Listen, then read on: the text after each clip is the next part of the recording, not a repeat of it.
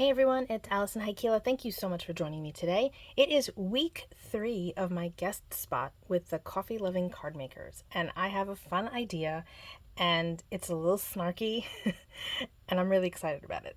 So I just got this die from Simon Says Stamp and CZ's Design that says, "You made me who I am." And first thought is like, oh, this would be great for like a Mother's Day card or a Father's Day card, but I tend to go a little down the snarky side, like I said. So I thought that this would be hilarious to use for a cup of coffee, because really, coffee does make us who we are sometimes, right? I know a lot of people that would think that, including my husband. So we're going to work with this, and we're going to make it a shaker, as I alluded to last week. And I've got this. This is like my most used set from Ink Road.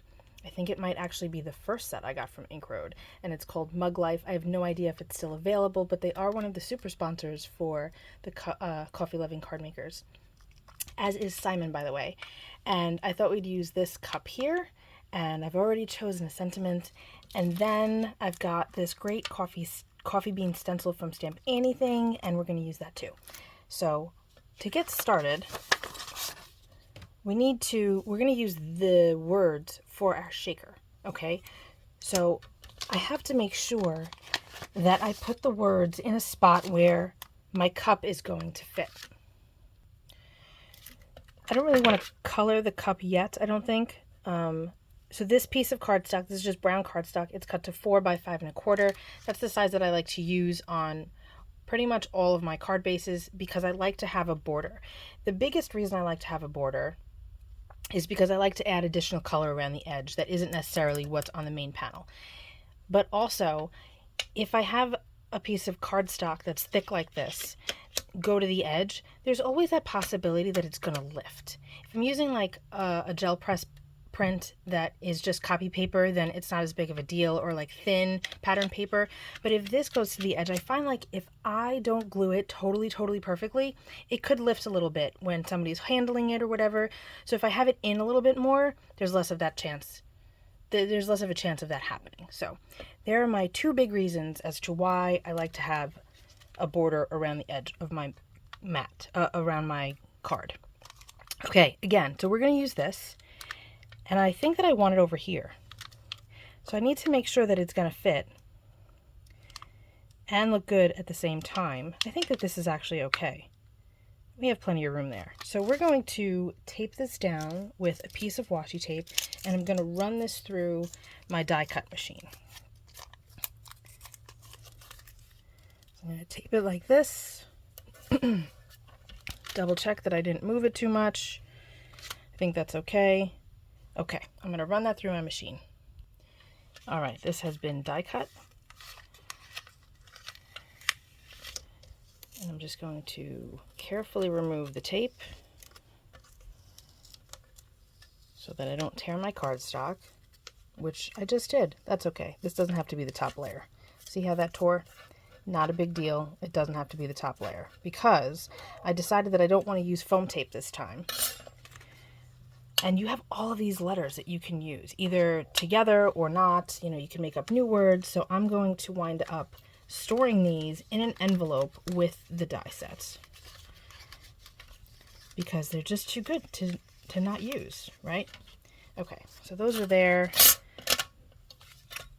The dot of the I came out. Okay, so we have one.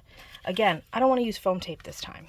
So I've decided that I'm going to take a few more pieces. I've got a total of 4 pieces here, and I'm going to just snap this in place like a puzzle and run this through my die cut machine just like this, and I know that all of the pieces are going to line up perfectly. So I'm going to do the rest, and then we'll move on.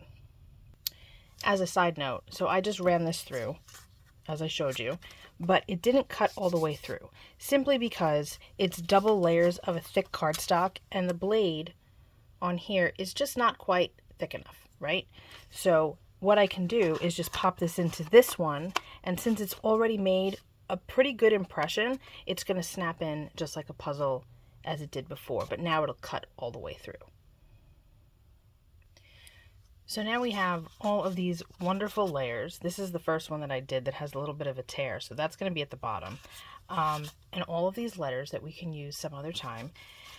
But I don't want to have my shaker bits in each individual letter, right? I want them to move around more. So how do we remedy that? Well, we're going to have to cut apart each piece here, which is not a big deal. So I'm going to use this for my top one. So I'm going to move that over there so that I don't accidentally cut it. But we're going to just remove the inside pieces here so that everything will move around.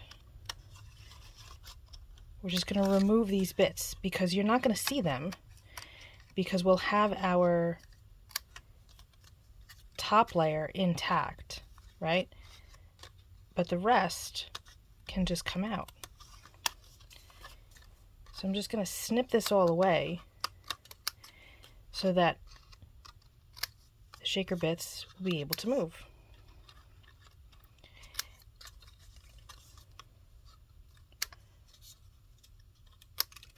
So we have a nice big well for them to move around in now.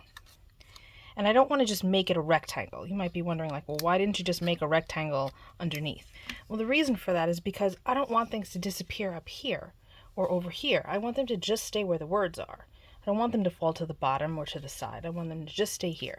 So when I pop this on top, you can't tell that I removed anything, but there's plenty of room for the sequence to move around. So I'm going to finish cutting these up and then we'll move on. I cut all 3 layers, so that's ready to go. But now we have to decorate our top layer. And originally I was going to do that first, but I'm glad I didn't because I had that little tear with the washi tape. This is something I just started doing recently. I sometimes will take my gel press plate and use that to hold my panel and my stencil in place. And there are other things that you can use that are on the market, but this is what I've got. And it seems to work out okay. There's always ink left over, whatever, but I can use a piece of paper just to pull a print and just either layer on top of it or get rid of it, whatever. So I've got ground espresso Distress Oxide. I should move this up for you. I wanted to use the ink, but I don't have ground espresso ink. Crazy, right? I really need to make a list of all the colors that I'm missing because there's a bunch. Did you see the Scorched Timber release the other day? Oh, it's the last color of the Distress line and it's fabulous. And as Tim was going through like the release of each of the colors over the years, I realized how many colors I'm actually missing. However, what I also realized, I should say, is that when I had my scrapbooking store, I got them right after they launched. So I had them from the very beginning at my store, the Distress inks, which made me pretty happy. They were really popular too, like from the get-go. So I'm just applying this through my stencil. And if you don't have this particular stencil, you can use what you've got. Or if you don't have a stencil, you can use a stamp of coffee beans. If you don't have that, you could just use a pattern. If you don't have that, then you can just flick on some color, some splatters with whatever kind of spray you've got. You can put some ink on your work surface, water it down depending on the type of ink you're using. If it's something that's, will react with water, you can do that and just flick it on, or you can just leave it plain. Or if you've got pattern paper, you can do that too. Lots of options. Okay. I'm twisting a bit because these are kind of delicate, and while they might not bend, I don't want to take a chance, so I'm trying to be careful. What's nice about using a gel press plate is that it's really going to hold everything in place in case I need to redo anything. But I think that looks pretty good. Yep, we're good. That's cute. Okay. And it just lifts right off, and there's no adhesion. It just sticks because of the type of gelatinous material that it is. Keep in mind you've got a lot of ink on here that you can spritz with water and throw onto a piece of paper, and then you've got a reverse print of the stencil. So I'll do that off camera. And now what I can do is add our layer of plastic. So, and we also have to work with our mug as well. But we're going to at least cut this plastic down. This is just packaging from a stamp set that I got recently. I'm going to trim this down. It doesn't have to be the whole panel. Maybe I'll do it this way. Yeah, I think that's fine. That'll work because this hole doesn't really matter because it's not where the words are. Okay. We can save that. And then we'll just cut this up and we'll adhere it to our panel. I'm going to use tear it tape. I like to use a dry double-sided adhesive when I'm adhering acetate to anything. Wet glue, I feel sometimes doesn't stick as well as I'd like. So I find that the dry adhesive is good. Plus it's an instant adhesion. I don't have to worry about waiting for it to dry. A little too much there.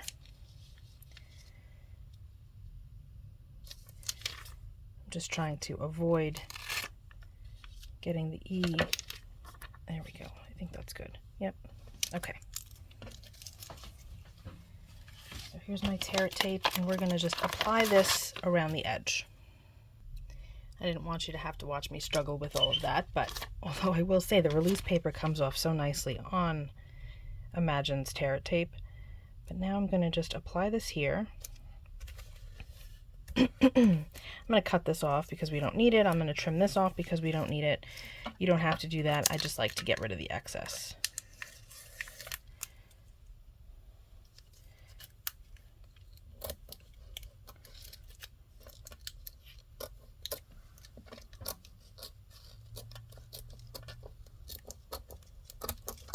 There we go.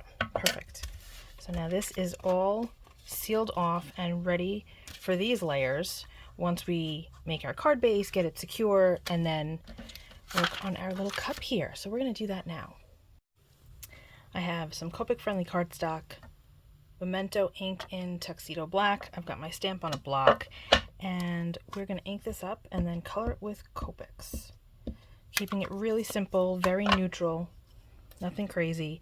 I am going to put a phrase on the cup itself that comes with the same Mug Life stamp set. We're going to do I Own You because I think it works well with what we're doing here. Okay. Ooh, that didn't... I feel like I might not have used this one very much before. Let's see. Yeah. All right.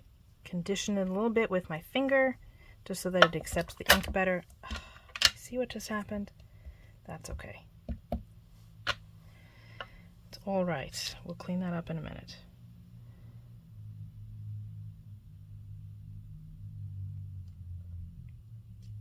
Oh, look at that. No good. That's okay. We can fix it. There we go. Not bad. Okay, let's color this bad boy up. We're going to start with E40, and I'm going to use this on the lid and on the wrap. So I'm just saturating the whole area with the 40. Then we'll go in with E41, which is a little darker. I'm going to go across this whole area because this is going to be in a shadow. And we want this to be rounded, so we're going to color the edges and keep it lighter in the middle. You can already see, I hope, that it's starting to look a little bit rounder. Keeping that middle just the E40. Then we're going to go in with E43. Make this one darker in here, but again, not going all the way to the middle because we want it to appear round. And then taking this color not quite as far as the E41, but we want to give it some roundness. Then we can go back with the 41 and just kind of blend it a little bit. But I don't want to lose the original E40. See that? It's a little darker than I would have liked. I tend to go a little heavy-handed, but that's okay. So now I'll do the holder portion. What is that called? The wrap.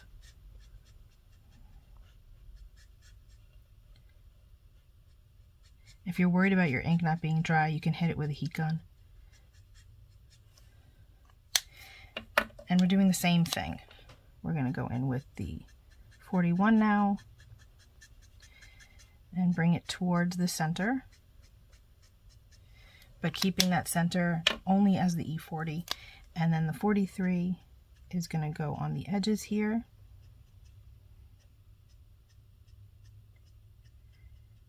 Making it look round, and then back to 41.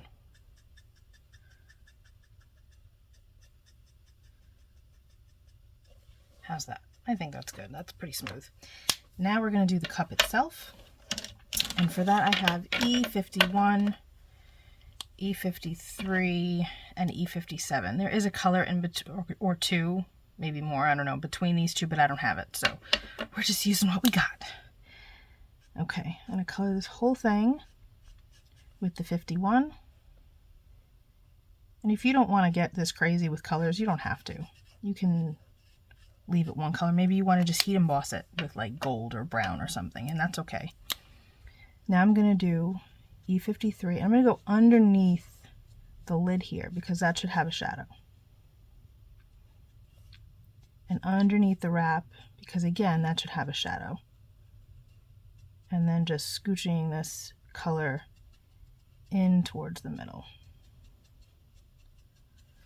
preserving at least some of that 51.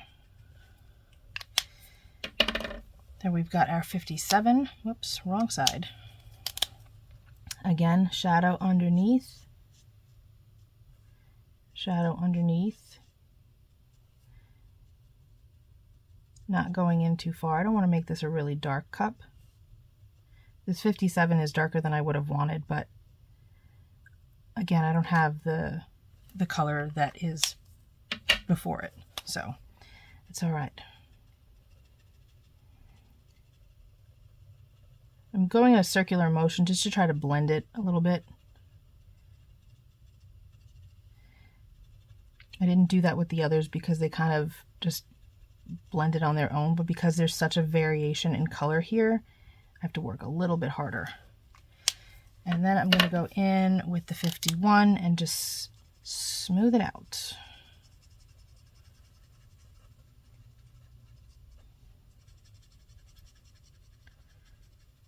There we go. Sweet. And now I'm going to fussy cut it off camera. Here is our finished cup, but you can see that there are some white edges there, and that makes me bananas. Like, I can't deal with it. So what I'm going to do is I'm taking a Faber-Castell PITT pen in the brush tip. This is black, and I'm going to go from the back.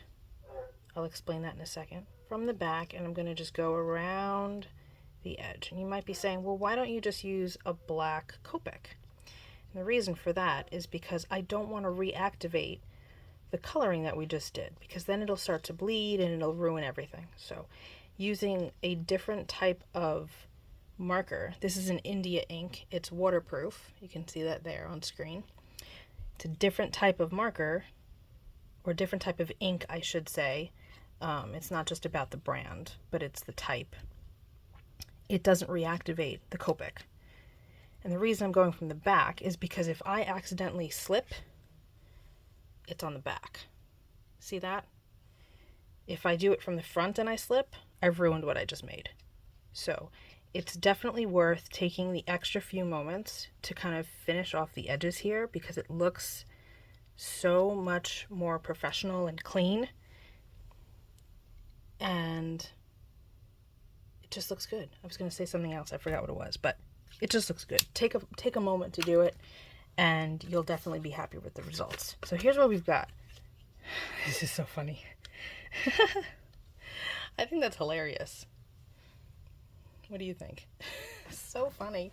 Okay, so now we need our card base, we need our shaker bits, and we need to assemble everything. All right, so what I have here, if you watched my shaker videos before, you know that I prefer to have some type of pattern or color behind my window. So I've got this sheet from Carta. It's from the Botanical Garden paper pad.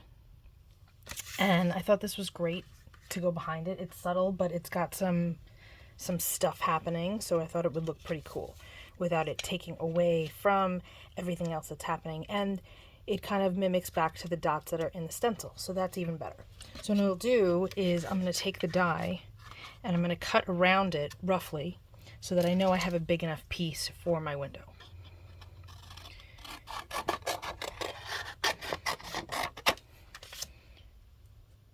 Perfect. And then this is going to go in the back, like that. It's a little bit big. That's okay. I'll trim that down. In addition, I've got my card base, which is white, and you know it ain't going to stay white. So we have this. It's going to go like this. We're going to layer all of this together like that. Put our shaker bits inside. You could actually do more layers than 3 if you want to. I think 3 is fine for today. And that's going to be on top like so. And it's going to be fabulous. Okay. First, I'm going to attach my cup because I feel like this cup is going to go flying soon. And then I'm going to lose it. So we're going to just get that on there so that I don't have to worry about it anymore.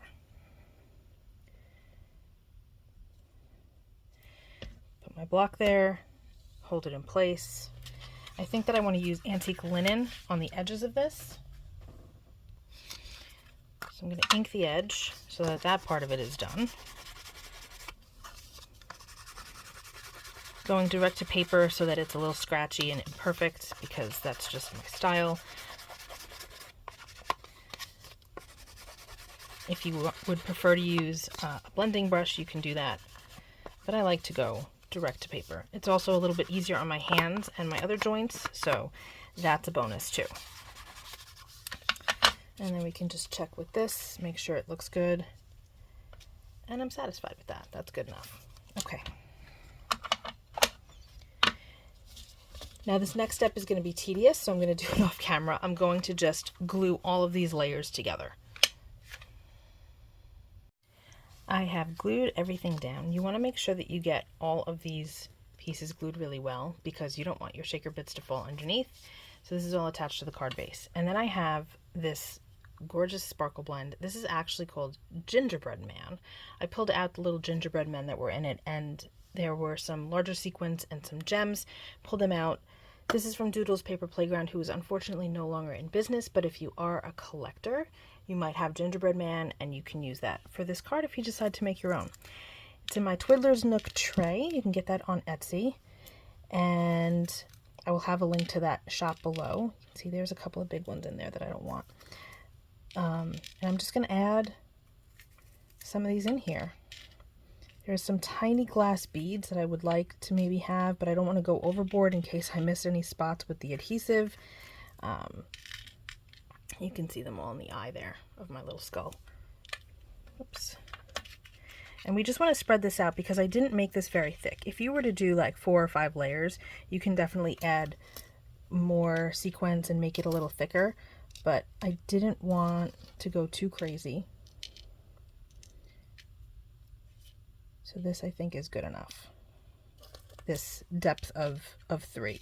And of course we've got the 4th one on top, but that's not going to help anything really move around because we've got the acetate there. So I think that looks pretty good. A couple more of these sparkly bits and then we're done. Yeah, that's cute. Okay, so now we've got a runaway. We have to adhere this. So I'm going to use the tear it tape again because we've got that acetate here and I don't want to futz with liquid glue on acetate. Put the dry adhesive around the edges and a little liquid glue at the top and the bottom. And now we are going to just hope that this lines up well.